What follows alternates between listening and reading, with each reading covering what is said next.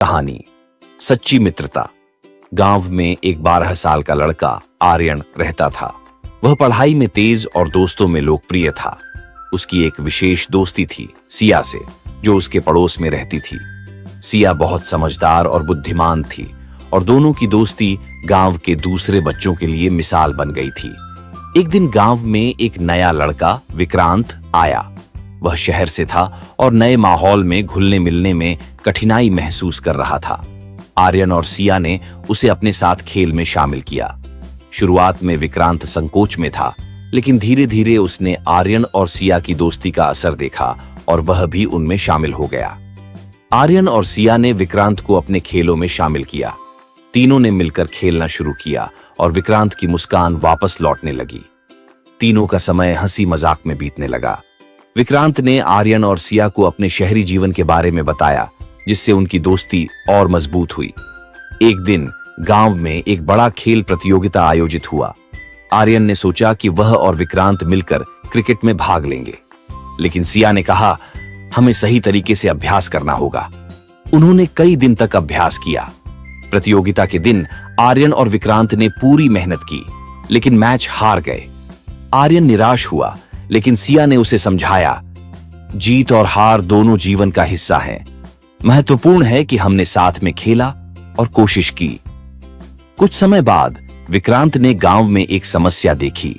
गांव के बच्चे अक्सर पढ़ाई में कमजोर थे।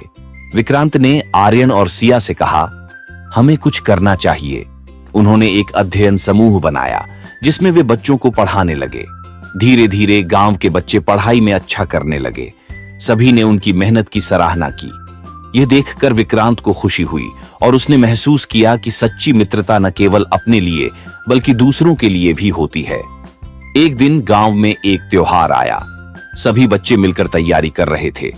विक्रांत को एक ऐसा काम सौंपा गया जो बहुत मुश्किल था। उसे एक नृत्य प्रदर्शन का नेतृत्व करना था, लेकिन कुछ दिन पहले विक्रांत बीमार पड़ गया। आर्यन और सिया ने विक्रांत का ख्याल रखा। वे न केवल उसकी मदद करते रहे, बल्कि उन्होंने नृत्य की भी पूरी तैयारी की।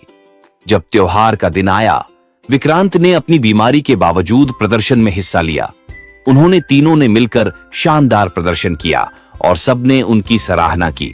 इस अनुभव ने विक्रांत को सिखाया कि सच्ची मित्रता में एक दूसरे का सहारा देना कितना महत्वपूर्ण है।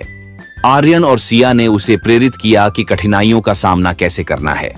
जैसे जैसे समय बीतता गया, आर्यन, सिया और विक्रांत ने मिलकर कई नई गतिविधियों की योजना बनाई।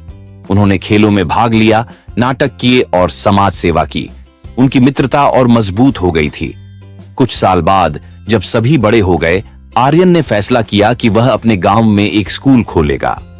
सिया और विक्रांत ने उसका साथ देने का वादा किया। तीनों ने मिलकर एक नई शुरुआत की। वे समझ गए थे कि सच्ची मित्रता केवल साथ रहने में नहीं, बल्कि एक दूसरे का सहारा बनने में है। उन्होंने गांव के बच्चों के भविष्य के लिए एक मिसाल स्थापित की। इस कहानी से यह सीखने को मिलता है कि सच्ची मित्रता का मतलब केवल मजे करना नहीं है, बल्कि मुश्किल समय में एक दूसरे का साथ देना है। मित्रता में सहानुभूति, समझ और एक दूसरे की मदद की भावना होती है, जो जीवन को और भी खूबसूरत बनाती है।